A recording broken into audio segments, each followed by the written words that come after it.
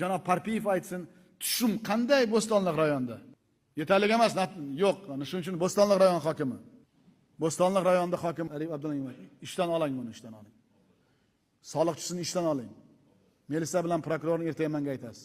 Menga Bo'stonliqqa dunyoqarash o'zgargan odam kerak, vatanni sevgan odam kerak.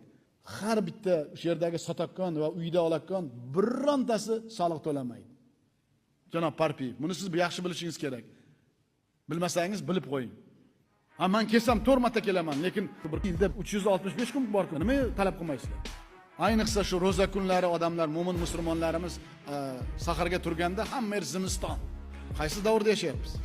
Mustafayev 249 kilometr elektr uzatish tarmoqlari va 80 ta transformator. Shuni 6 oyda qilasan.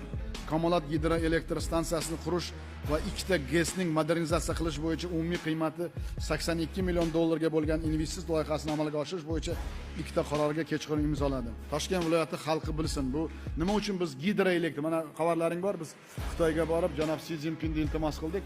Biz 1 milliard dollarlardan kredit olyapmiz. Lekin kelajakda biz arzon elektr energiya, umuman biz O'zbekistonda xudo xolasa shu 5 yil ichida 32% elektr energiyamizni gidroelektr energiya o'tkazmoqchimiz.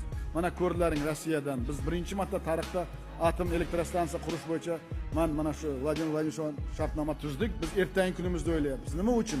Biz ertangi taraqqiyotimiz yoshlarga ertaga bizdan nima qoladi degan savol u Navoiyga yoki katta gidrostansiyalar Yaponiyadan olib kelib qurish oson, lekin u ishlab chiqarayotgan elektr energiyani sotib oladigan jamiyat va odamlar kerak.